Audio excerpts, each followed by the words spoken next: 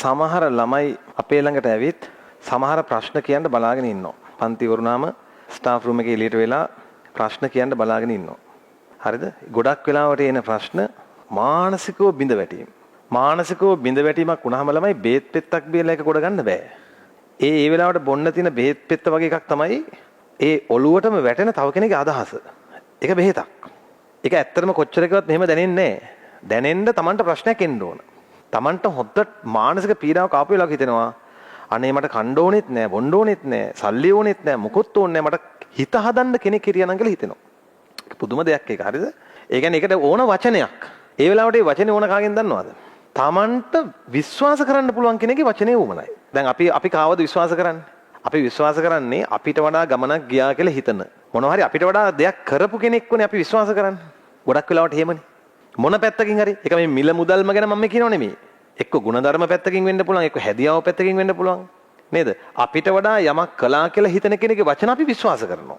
ඒකනේ අපි ආගමික ශාස්ත්‍රවරු වදාළ දේවල් කියපු දේවල් විශ්වාස කරන්නේ. ඒ වගේ අපි ළඟට එන ළමයා ඇයි අපි ළඟට එන්නේ? වෙන ගුරුවරයෙක් ළඟට නෝයා සමහර විට.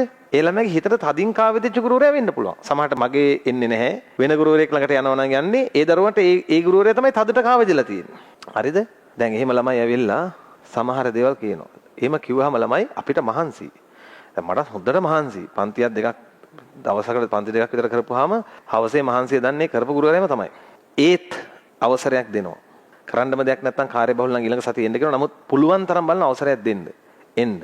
කතා කරනවා. කතා කරපුවාම මේ ප්‍රශ්නේ කියපුවාම සමහර විට ඒ දරුවා ඒක අහගෙන ගිහිල්ලා සම්පූර්ණයෙන්ම තමන්ගේ ප්‍රශ්නේ ලියා ගන්නවා.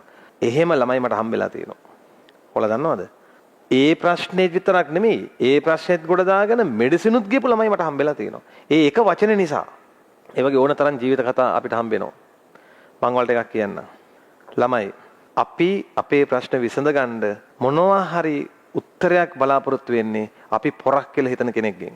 අපි අපේ හිතින් තැන දීලා ඉන්න කෙනෙක්ගෙන් තමයි අපි ගිහිල්ලා දෙයක් අහන්නේ. ඒ උදව්වක් හොයාගෙන එහෙම තමන් පොරක් කියලා හිතන් ඉන්න කෙනෙක් ළඟට ගිහිල්ලා සමහර විට වචනයක් අහනව නේද ළමයි.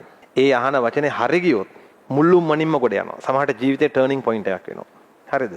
හැබැයි තමන් පොරක් කියලා හිතන මිනිහාගේ අතින් වැරදි වචනයක් පිට වුණොත්, තමන්ව ඩිමෝටිවේට් වෙන වචනයක් පිට වුණොත් ගලවගෙන වැටෙනවා ළමයි වැටිල්ලක් ආයෙ නැගිට ගන්න බැරි වෙනවා. ඒ නිසා ළමයි දවසක පොරවල් වෙච්ච දවසක තමන්ගේ ජීවිතවල ජය කණු වලට ගියපු සාර්ථක මිනිහෙක් වුණාට පස්සේ ඒ දවස්වලදී පරිස්සමින් වචන පාවිච්චි කරන්න. දියුණු වෙච්ච මිනිහා හරිම පරිස්සමින් වචන හසුරවන්න ඕන. ඔයාලගේ වචන වලින් ජීවිතේ අල්ලගෙන ගැට ගහගෙන නැගිට ගන්න මිනිස්සු බලාගෙන ඉන්නවා. ඒ නිසා දියුණු වෙන්න වචන වලින් තව කෙනෙකු දියුණු කරන්න.